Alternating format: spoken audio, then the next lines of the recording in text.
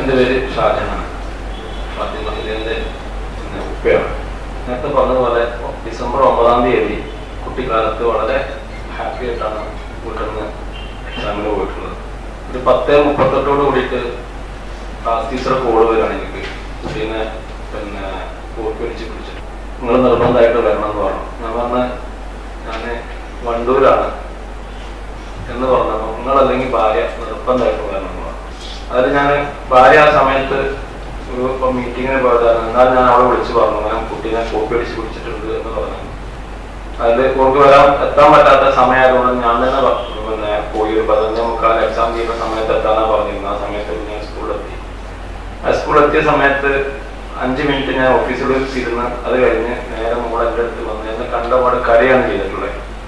കാരണം തൊട്ട് ബാക്കിൽ തന്നെ ഹാഫിസ് എന്ന സാറ് വന്നു. എന്നിട്ട് കുട്ടീനെ എൻ്റെ മുമ്പിൽ നിന്ന് മാന്യമായ രീതിയിലേക്ക് കോപ്പി അടിക്കരുത്, നിന്നെക്കാട്ടിലും പഠിക്കാൻ കഴിവില്ലാത്ത ഒരുപാട് കുട്ടികൾ ക്ലാസ്സിലുണ്ടല്ലോ എന്നതൊക്കെ തന്നെ എന്നെ മുമ്പിൽ മാന്യമായ രീതിയിൽ ഉപദേശിച്ചു. എൻ്റെ കുട്ടീനെ കൂടെ വിട്ടു. എപ്പോഴും നല്ല രീതിയിൽ സംസാരിക്കുന്ന എൻ്റെ മോള് എൻ്റെ വണ്ടിൻ്റെ പുറകിൽ ഇരുന്നുണ്ട്. ഒരു അക്ഷരം പോലും കൊണ്ടാണ് എൻ്റെ കൂടെ വന്നത്. ആ വന്നു വീട്ടിലെത്തി. ഞാൻ നമസ്കാരത്തിന് സമയമായിരുന്നു. നമസ്കാരത്തിലേക്ക് പള്ളിയിലേക്ക് പോയ സമയത്ത് ഞാൻ എൻ്റെ കുട്ടീൻ്റെ മാനസികാവസ്ഥ കണ്ട എൻ്റെ തുടക്കം മുതൽ പഠിച്ച എൻ്റെ കുട്ടീൻ്റെ സുഹൃത്തുക്കൾ 2 പേരുണ്ട്. അവരെൻ്റെ പുറകിൽ തന്നെ എൻ്റെ വീട്ടിലേക്ക് എത്തിയിട്ടുണ്ട്. എത്തിയിട്ട് മോളോട് അവർ സംസാരിച്ചു.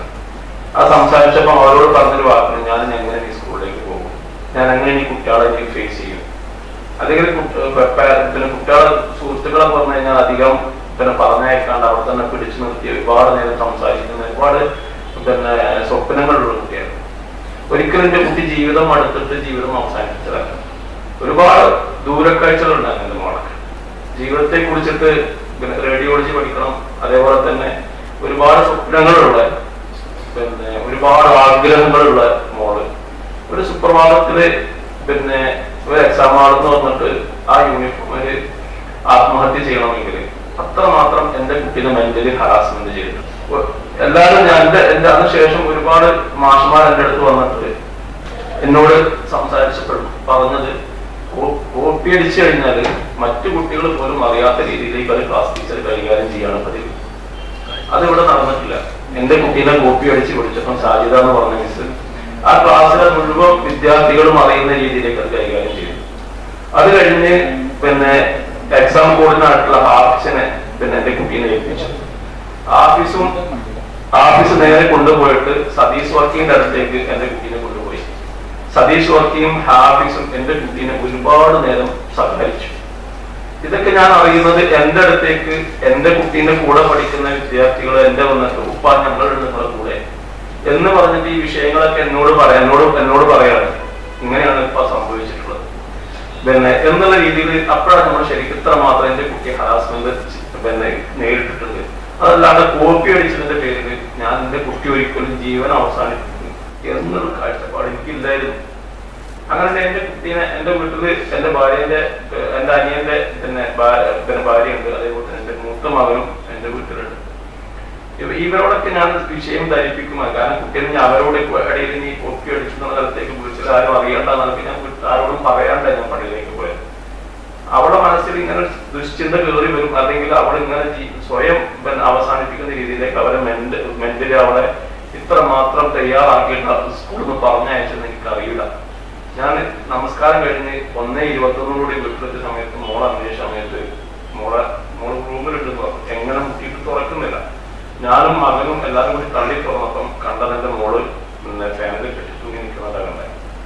ആ സമയത്ത് ഞാൻ നീ എന്താ ചെയ്യേണ്ടതെന്നുള്ളൊരു ഒരവസ്ഥയിലായിരുന്നു ഉണ്ടായിരുന്നത്. അത് കഴിഞ്ഞ്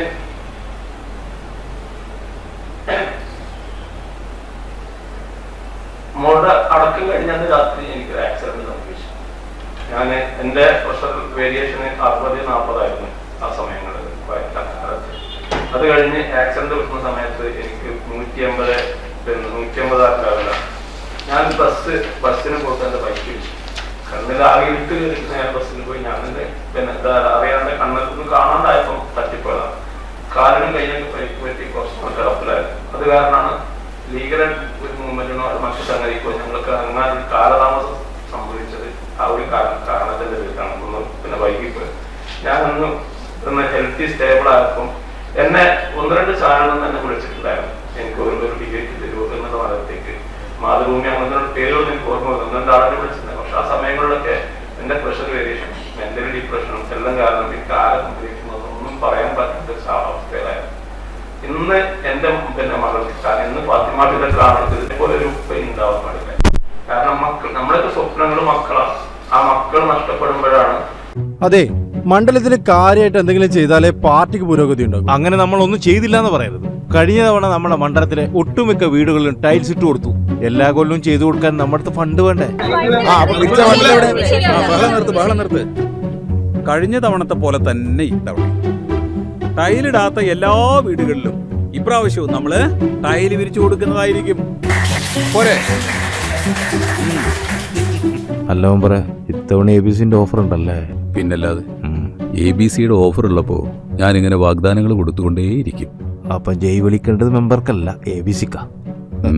ABC ഗ്രൂപ്പ് അവതരിപ്പിക്കുന്നു ABC മെഗാ സെയിൽ. ഇനി ഒരു വീട്ടിലേക്കുള്ള മുഴുവൻ ടൈലുകളും സാനിറ്ററി വെയറുകളും സ്വന്തമാക്കാം 1 പവൻ സ്വർണ്ണത്തിന്റെ വിലയിൽ. ലോകോത്തര ബ്രാൻഡുകൾ, ഏറ്റവും പുതിയ സ്റ്റോക്കുകൾ, അതിവിപുലമായ കളക്ഷൻ, അതിശയിപ്പിക്കുന്ന വിലക്കുറവും കോംബോ ഓഫറും. ABC mega sale. ഇനി ആദ്യം വാങ്ങാം, ലാഭത്തിൽ വാങ്ങാം. ഈ offer ABC my home, ABC sales corporation ഷോറൂമുകളിൽ മാത്രം ലഭ്യം.